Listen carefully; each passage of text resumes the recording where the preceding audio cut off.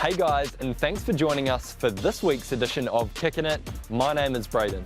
We have another great program in store for you today, as well as plenty of cool prizes up for grabs. So, let's get into it. Coming up in the program, we meet another rising star of our game. We find out what positives the All Whites took out of their recent Confederations Cup tour. We've shown that we can compete with the bigger teams. We've seen that in all three games. And we check out a really cool new program by New Zealand Football and ACC designed to maximise your performance and prevent injury. We also have some fantastic prizes up for grabs, including a trip for two to watch a Premier League game, hosted by newly crowned English champions Chelsea. So keep watching to find out how to get into the draw. But first up, I have a quick tip for you to enhance your game.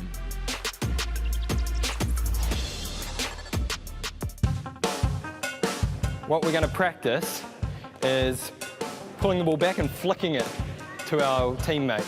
Yeah? So Talia, if you're the defender and you're coming in, yeah, so what I'm trying to do is flick the ball over Talia's foot. So it doesn't need to be a big one, it's just enough to get past Talia's foot.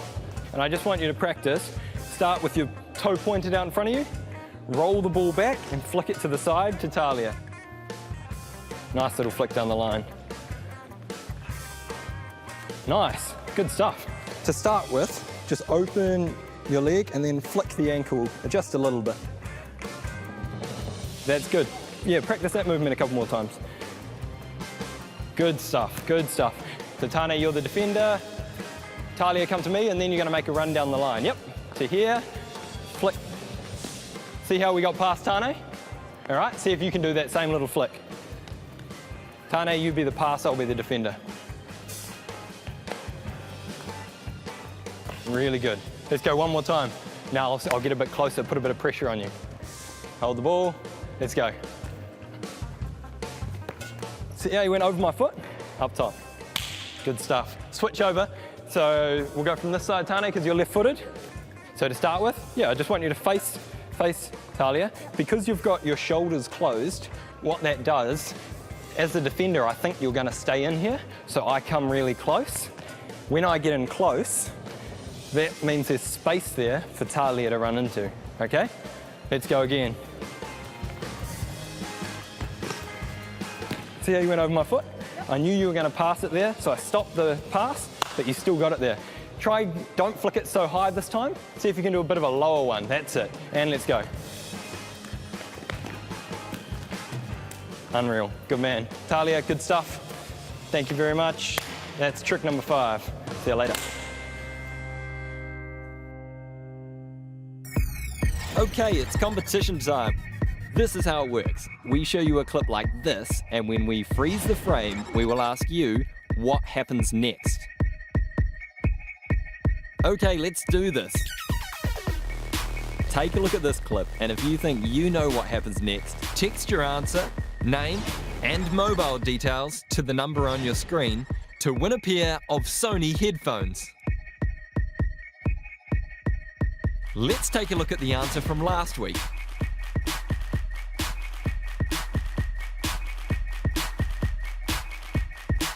And our winner is... Well done! And your prize, a pair of Sony headphones, are on their way to you.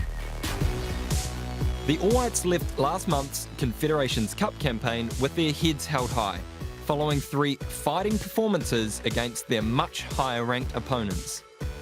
It's been such a positive tour, and it's also been, difficult to take because we've done some really good things in this tournament. I think with more games like this at this level, we'll start learning. We've paid the price at times for not being at our very best for every single minute of the game, and I think that's the biggest lesson. But look, we've shown that we can compete with the bigger teams. We've seen that in all 3 games. New Zealand lost 2-0 to host nation Russia before a narrow 2-1 defeat to CONCACAF champions Mexico. And despite going down 4-0 to Cristiano Ronaldo's European champions Portugal in their final match, The Kiwis have proved that they are more than capable to compete on the world stage. You know, one thing we might look back on with the what if is that sort of start against Russia where, you know, we sort of didn't start with how we did in the next couple of games, and a couple of lapses in concentration in both those second games that we need to sort of get out of our systems, because we need to be on the money for 90 minutes against top class opposition, and yeah, we'll learn from it. Like I said, so much like invaluable experience for the boys to take away from this tournament. So I think we've given ourselves belief that we can, against the top teams, we can compete and we can get a result now. So now we just got to build on that. Yeah, I think it's a good sort of, I wouldn't say eye-opener, but a good experience for us, because now over the past month we've had 5 top-class games that we can reflect on to work towards with what's coming up, obviously in November, in our minds. But very proud, I think, of the boys and how everyone's gone about the business here. We knew it was going to be tough, but I think we've left the tournament with a lot of respect.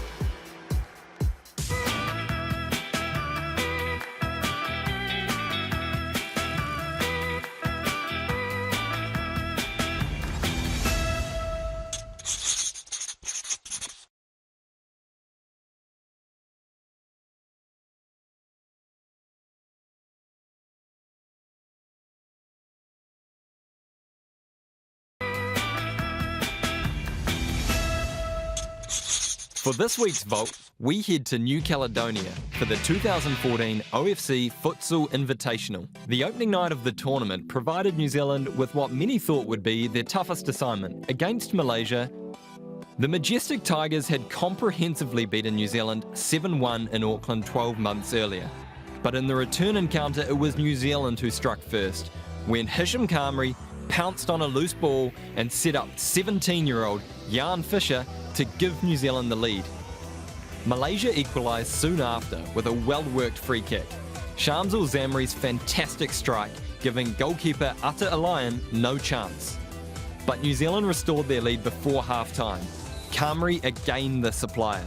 His expertly struck free kick found Dylan Manikim at the far post, and the Auckland goal machine did the rest. Following some relentless pressure from the Malaysians, the Futsal Whites were able to secure an all-important third goal. Kareem Osman coolly slotting home following a defence-opening diagonal ball from Manikim.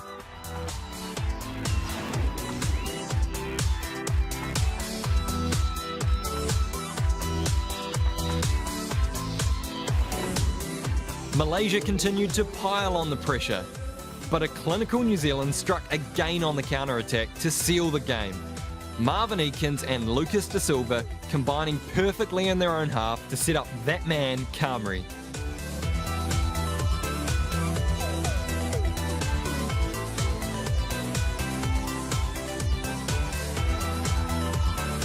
The veteran pivot's pass found Fisher, and the youngster poked home for his second of the night to seal the deal.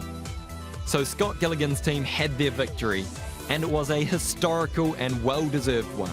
The Futsal Whites' first ever win over a team from outside the Oceania Confederation.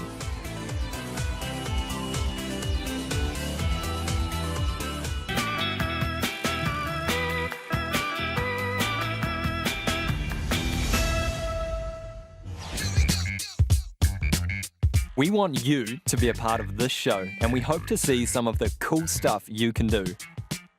Send in your own home videos showcasing your tricks, a goal you scored, or a save you made to go into the draw to win a fantastic pair of Sony headphones. So send in your home video to the website address on screen and you could win.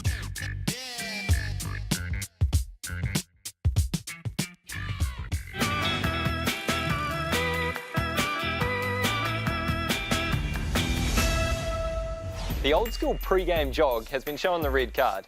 New Zealand Football and ACC have teamed up to launch a revolutionary new program which is going to increase performance and reduce injury.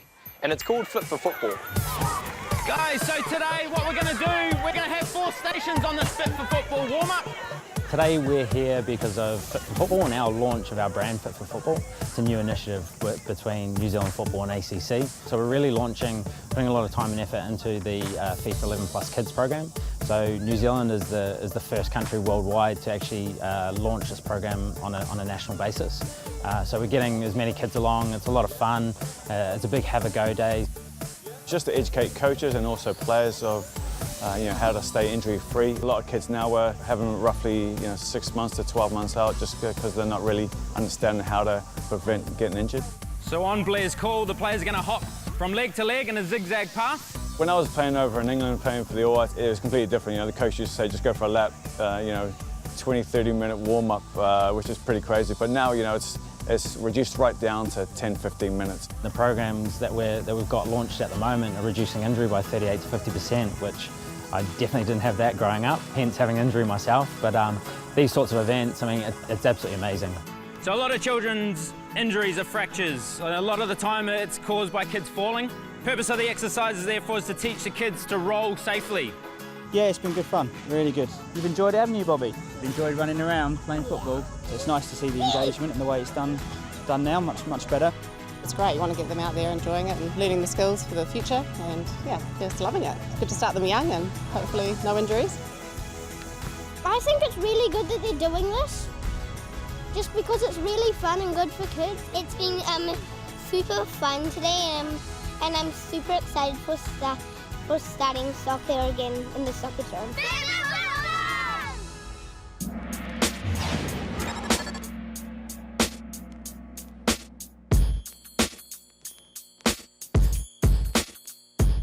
My name's Riley Godbold. I play for Claudeland Rovers in Hamilton over there. I go to St Peter's. I'm year 9, 13 years old. I started playing at about 5 years old.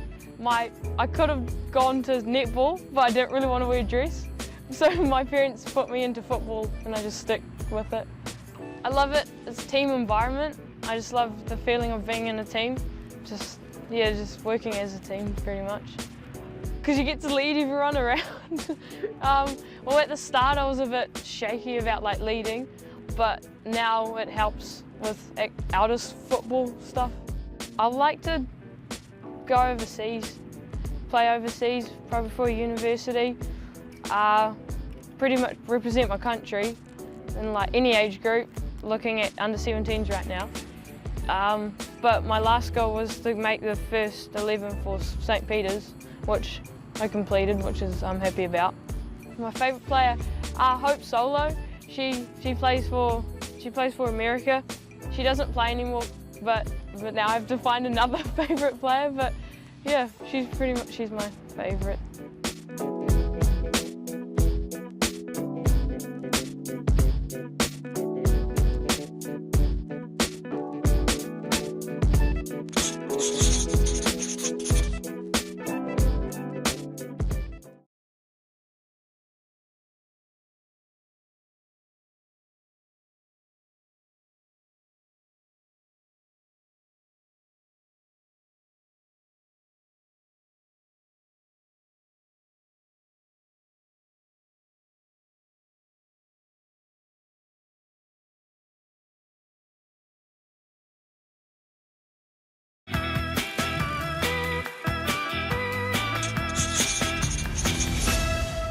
Oceania's most successful football club, Auckland City, will once again represent OFC at the FIFA Club World Cup in the United Arab Emirates later this year.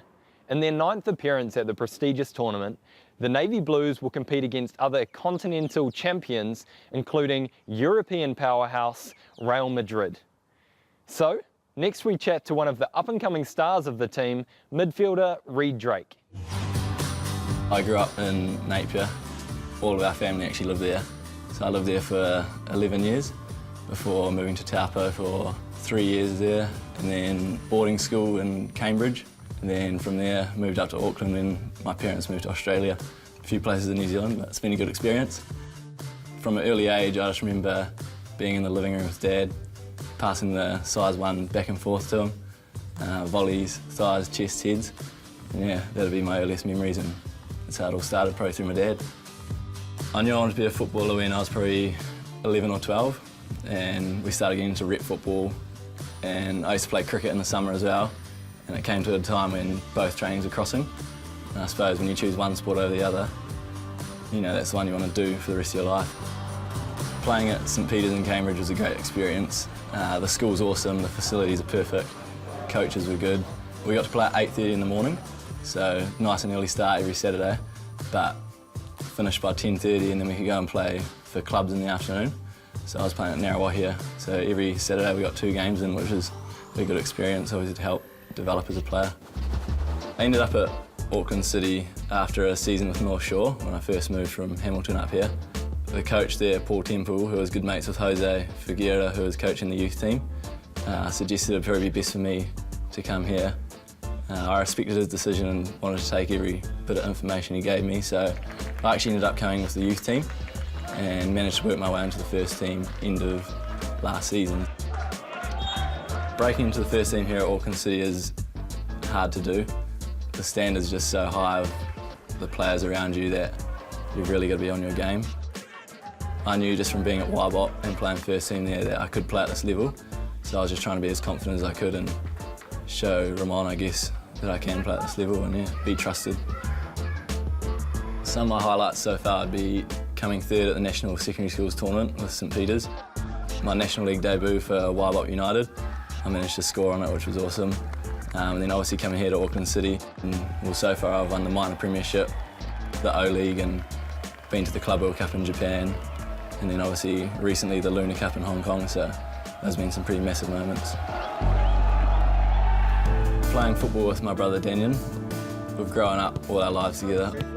We're only 2 years apart, so the age is quite close. There's been competitive streaks obviously throughout our whole lives. We've gone through every level as such together, and it's just awesome to have someone that you know at every club with you. Obviously makes you feel comfortable, but also there's criticism at times. He's my biggest critic along with my dad, so yeah, it is good to have them around, feedback, and it's something I take on board all the time from both of them. My short-term goals here in Auckland is to be playing regularly with the first team. I've been managed to have a few starts this season, but I obviously want to build on that, do as well as I can here, into tournaments like the O-League and into tournaments like the Club World Cup. And if the world is my oyster, my biggest goal is obviously to play professional football. So anywhere I could go, it would be Liverpool if I had to choose one club, as I support them, but any professional football would be my dream come true.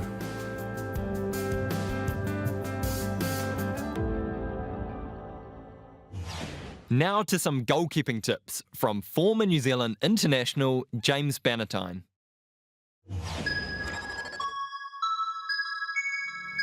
Cool. Welcome to Gower Park here, Melville. We've got another goalkeeping session with Keegan Hansen, Connor Jamison and Riley Godbold. Today we're going to be working on diving saves. You guys all up for it? Yep. All right, let's get into it. Let's go. Just as a little warm-up, and I'm just going to be going there to your right. Keegan, roll it back to me. And then Connor, I'll be playing to your left, and then your right, Riley. Okay, away we go. Boom. Yeah, just slowly to get it up. Yeah, away we go. Nice. Boom. Good. Yeah. Good. Back a little bit quicker to me. Cool. Good. Nice and sharp. Let's see you really diving forward now. We can all attack the ball forward more. Yeah.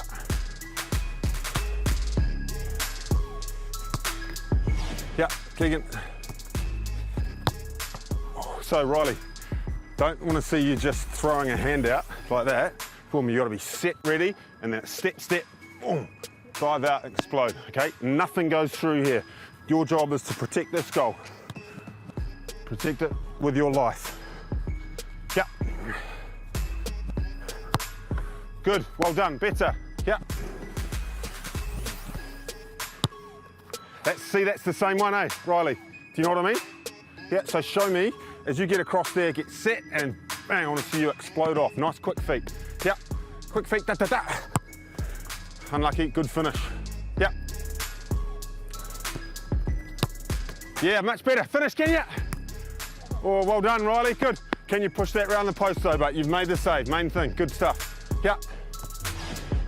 So, Connor, with that first one, if you can't hold it, can you push, parry it, nice and strong, out towards the corner flag. Yeah, out of the danger area. Yep. Unlucky, at least you had a go. Good effort. Yep. Good. Same goes there. Same goes there, eh? If you can't, try and get one hand behind, one hand on top of the ball. Secure that with good quality. If you can't do that, then it's push it right out and away from danger. Good, superb, great one to finish on. Awesome, awesome.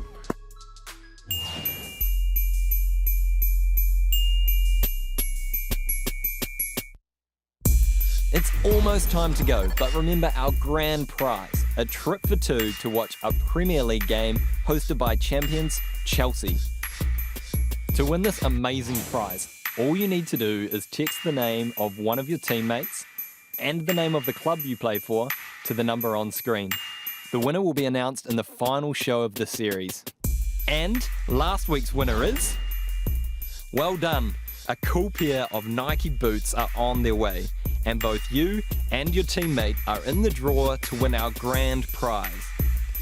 Thanks for watching, guys. I hope you enjoyed the show. Make sure you tune in at the same time next week for another episode of Kicking It. I'll see you then.